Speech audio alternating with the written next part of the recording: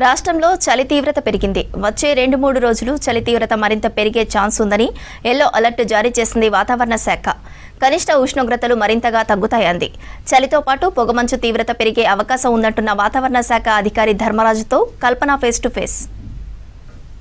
రాష్ట్ర వ్యాప్తంగా చలి తీవ్రత పెరుగుతూ వస్తూ ఉంది. కనిష్ట ఉష్ణోగ్రతలు కూడా పడిపోతూ ఉన్నాయి. ఇప్పటికీ ఇటు నార్త్ తెలంగాణకు సంబంధించి కూడా దాదాపు సింగిల్ డిజిట్స్కి సంబంధించి కూడా ఉష్ణోగ్రతలు నమోదవుతున్నట్టు కూడా తెలుస్తూ ఉంది. మరి ప్రస్తుతం కనిష్ట ఉష్ణోగ్రతలు గరిష్ట ఉష్ణోగ్రతలు ఏ విధంగా నమోదవుతా ఉన్నాయి, దాంతోపాటు చలి తీవ్రతకు సంబంధించి ఎలాంటి అప్డేట్స్ ఉన్నాయో తెలుసుకుందాం. మరి మనతో పాటు వాతావరణ శాఖ సీనియర్ అధికారి ధర్మరాజు గారు ఉన్నారు. ఒకసారి వారితో మాట్లాడదాం. సార్, గత 4-5 రోజుల నుంచి చూస్తున్నట్టయితే చలి తీవ్రత పెరుగుతూ వస్తుంది. దాదాపు ఉదయం సమయంలో బయటికి రావాలంటేనే 1-2 సార్లు ఆలోచించాల్సిన పరిస్థితులు నెలకొన్నాయి. ప్రస్తుతం ఏ విధంగా కనిష్ట ఉష్ణోగ్రతలు నమోదవుతున్నాయి సార్? ప్రస్తుతం రాష్ట్రంలో కనుక చూసుకున్నట్లయితే దిగువ స్థాయిలో ఇటు ఉత్తర అలాగే చూసుకున్నట్లయితే ఈశాన్య గాలులు అనేవి రాష్ట్రంలో వీస్తున్నాయి. సో క్రమేపీ ఎప్పుడైతే మనకి తూర్పు గాలులు అనేవి ఎంటర్ అవుతుంటాయో అప్పుడు చలి తీవ్రత కొంచెం తగ్గుముఖం పట్టే అవకాశం కూడా కనిపిస్తుంది.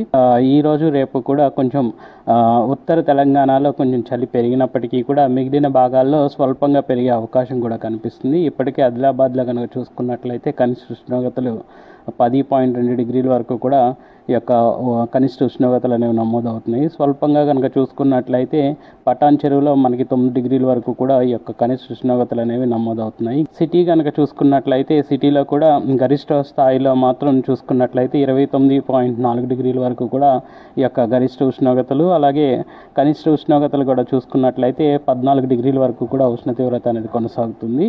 సో గణనీయంగా కనుక చూసుకున్నట్లయితే మహబూబ్ నగర్లో 33 డిగ్రీల వరకు కూడా ఈ యొక్క ఉష్ణ తీవ్రత కొనసాగుతున్నప్పటికీ కూడా కనిష్ట ఉష్ణోగ్రతలు ఈ యొక్క ఉత్తర తెలంగాణలోనే మనకి ఎక్కువగా ఈ యొక్క డ్రాప్ అనేది కూడా కనిపిస్తుంది. ముఖ్యంగా చూసుకున్నట్టయితే రాబోయే 2-3 రోజుల పాటు ఉత్తర తెలంగాణ జిల్లాలకు సంబంధించి ఎట్లాంటి అలర్ట్స్ ఉన్నాయి, దాంతోపాటు ఉష్ణోగ్రతలు ఏ విధంగా నమోదయ్యే అవకాశం ఉంది సార్? ముఖ్యంగా చూసుకున్నట్లయితే ఈ రోజు కూడా రానున్న 2 రోజులు ఈ యొక్క కనిష్ట ఉష్ణోగ్రతలు 2-3 డిగ్రీలు తగ్గినప్పటికీ కూడా 2 రోజులు మాత్రం సాధారణ స్థాయిలోనే ఉష్ణ తీవ్రత కనిష్ట ఉష్ణోగ్రతలు కానీ గరిష్ట ఉష్ణోగ్రతలు కూడా కొనసాగే అవకాశం కూడా కనిపిస్తుంది. ఇప్పటికే పొడిబారిన వాతావరణం కూడా మనం తెలంగాణలో రానున్న 7 రోజులు కొనసాగినప్పటికీ కూడా ఒక విధంగా ఈ రోజు కూడా చూసుకున్నట్లయితే ఒక ఉత్తర తెలంగాణ మినహాయించి మిగిలిన చోట్లంతా కూడా సగటు స్థాయిలోనే ఈ యొక్క కనిష్ట ఉష్ణోగ్రతలు అనేవి నమోదవుతున్నాయి.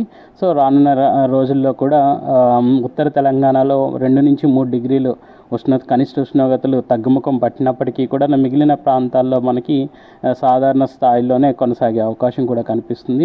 ఒక విధంగా చెప్పాలంటే ఇప్పటికే శీతలగాలులు అనేవి రాష్ట్రంలో ప్రవేశించాయి. నిన్న కనుక చూసుకున్నట్లయితే దాదాపు ఉత్తర తెలంగాణతో పాటు ఇటు ఆదిలాబాద్ అలాగే నిర్మల్ వాటితో పాటుగా మెదక్, సంగారెడ్డి ఈ యొక్క జిల్లాల్లో మనకి ఎక్కువగా చలి కొంచెం కనిపించింది.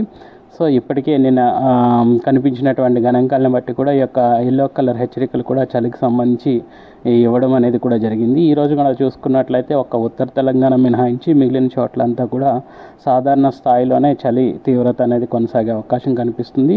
క్రమేపీ ఒక విధంగా చూసుకున్నట్లయితే సగటుకి దగ్గరగానే ఈ యొక్క చలి కూడా కొనసాగే అవకాశం కూడా కనిపిస్తుంది. ముఖ్యంగా చూసుకున్నట్టయితే చలితో పాటు ఈ మధ్యకాలంలో పొగమంచు కూడా ఎక్కువగా కనిపిస్తూ ఉంది.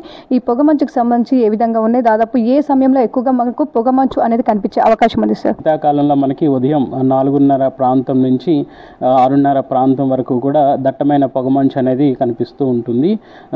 ముఖ్యంగా ఈ సమయాల్లో శీతాకాలంలో మనకి ఎక్కువగా గాలి ఎవరైతే దీర్ఘకాలిక అనారోగ్యాలతో బాధపడుతున్నారో వాళ్ళు మాత్రం తరచుగా గాలి తీసుకోవడానికి శ్వాస తీసుకోవడానికి ఇబ్బందులు ఎదుర్కోవాల్సి వస్తూ ఉంటుంది. ముఖ్యంగా ఆస్మా పేషెంట్స్ కూడా ఎక్కువ ఇబ్బందులు అనేవి ఎదుర్కోవాల్సి వస్తుంది. అలాగే చూసుకున్నట్లయితే ఈ యొక్క చలి వల్ల కూడా ఒక విధంగా చర్మం పగుళ్ళతో పాటు ఇటు చూసుకున్నట్లయితే దగ్గు, జలుబు అనేవి కూడా సర్వసాధారణంగా కామన్ సింటమ్స్గా మనం చూస్తుంటాము. ఓవరాల్గా చూసుకున్నట్టయితే ఇదే విధంగా ఉండే అవకాశం ఉందా వచ్చే వారం రోజులు? ఆ తర్వాత మళ్ళీ ఏమైనా టెంపరేచర్స్ రైజ్ అయ్యే అవకాశం ఉందా, లేదంటే ఇంకా చలి తీవ్రత మరింత పెరిగే అవకాశం ఉందా? కనుక చూసుకున్నట్లయితే దిగువ స్థాయిలో ఉన్నటువంటి ఇటు ఉత్తర గాలులు కానీ అలాగే చూసుకున్నట్లయితే ఈశాన్య గాలులు అనేవి కూడా క్రమేపీ ఈ యొక్క తూర్పు గాలులు గాలులు అనేవి వస్తే అప్పుడు మనకి చలి తీవ్రత కొంచెం తగ్గి అవకాశం కూడా కనిపిస్తుంది.